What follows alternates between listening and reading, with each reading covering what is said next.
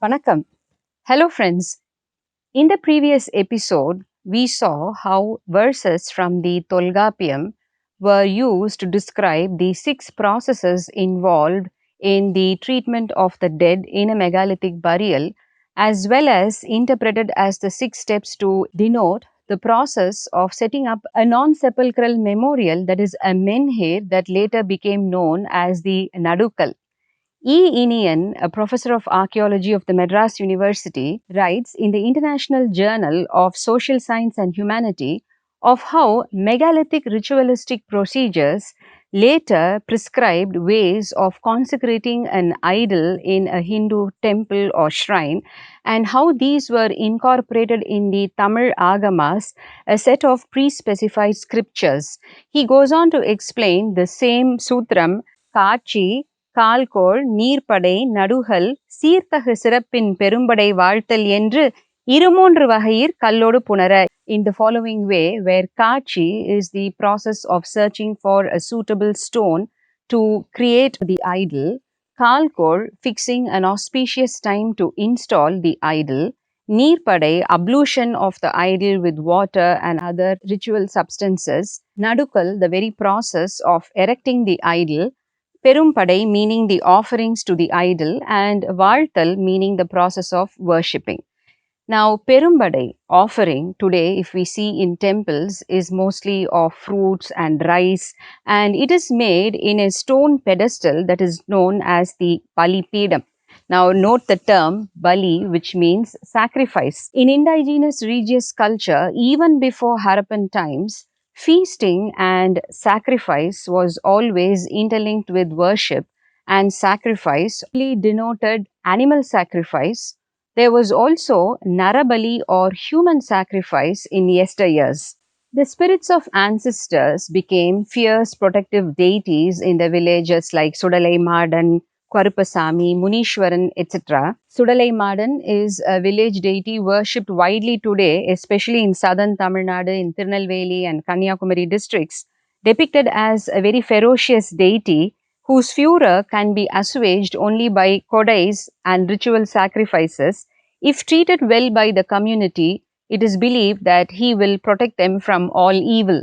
Kaniyans, a scheduled tribe, are considered as the gatekeepers of Sudalai Madan, and even today there are traditional hereditary clans of men who are a kind of a medium known as Komaratadigal, who have the privilege of conducting a trance and other ritualistic worships associated with Sudalai Madan. Before the invocations begin, they are given an amulet to tie around their waist together with turmeric and betel leaf and an iron ring, where the iron ring is supposed to protect them from being possessed by bad spirits.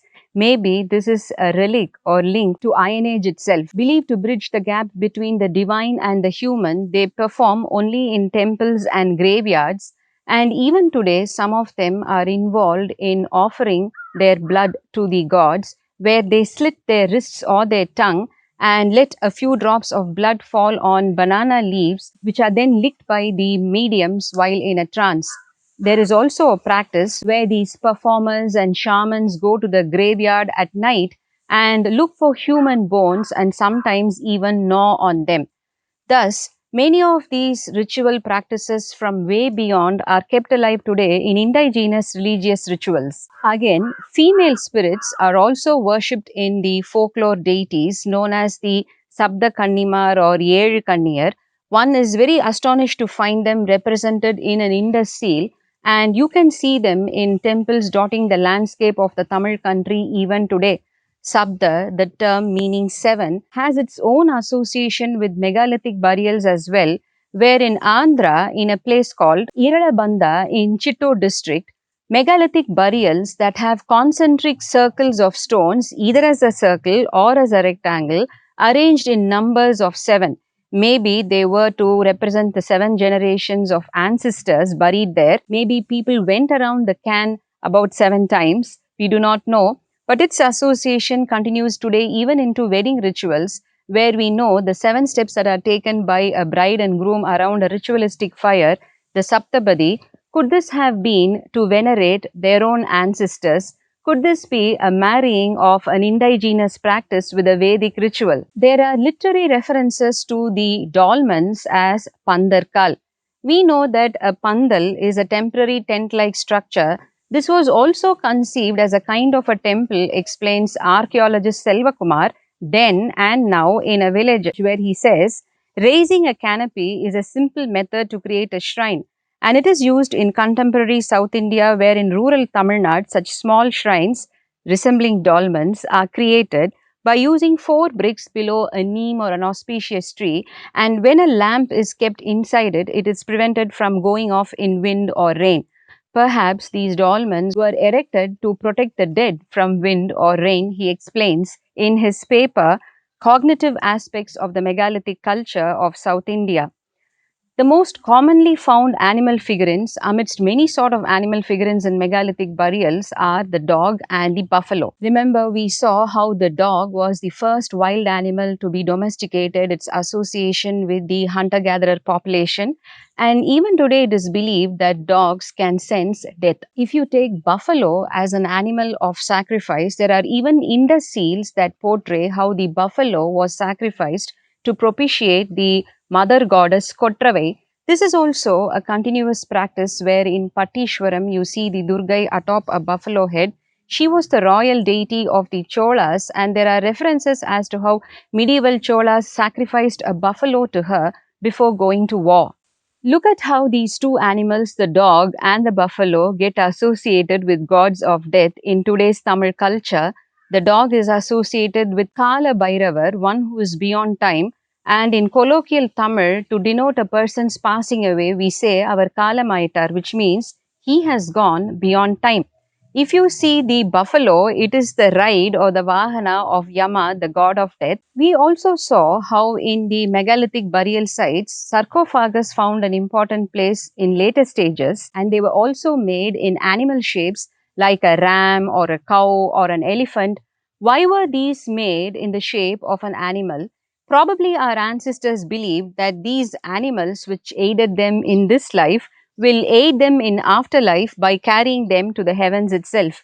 We also saw how there were peacock motifs in pottery excavated from the Harappan regions, the same peacock motif found in pottery in Porundal, a concept explained by Asko Parpola, where the peacock was a bird believed to be carrying the souls of the dead to the heavens.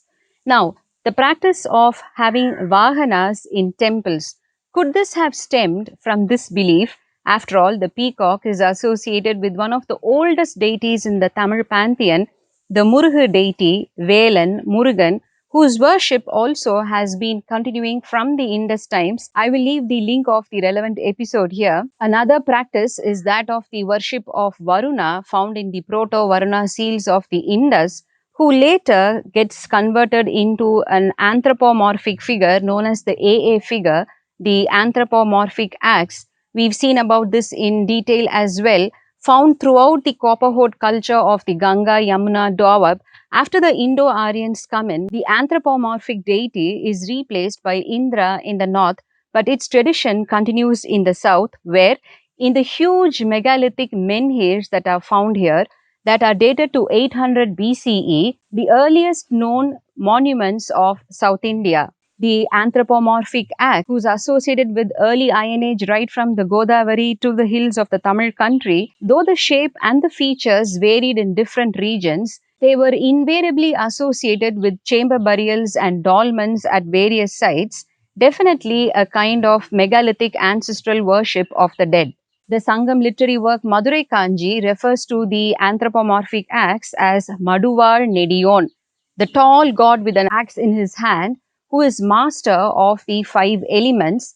He is connected to Varuna, who is the presiding deity of Neidal territory, and the drum of Neidal, which is the Parai, its association with funerary rituals continue till date. In the early Iron Age funerary rituals, the pair of Maharavidangar, the crocodile deity, and Kotravai, the mother goddess, were worshipped. While we have seen this while exploring the Indus Connect, what is most astonishing is that in a piece of pottery excavated from Adityanallur, one sees the motifs of the same pair, the Magara Vidangar with the mother goddess, with some paddy and some egrets and a black antelope, which is supposed to denote the Vahana of the mother goddess Kotravai.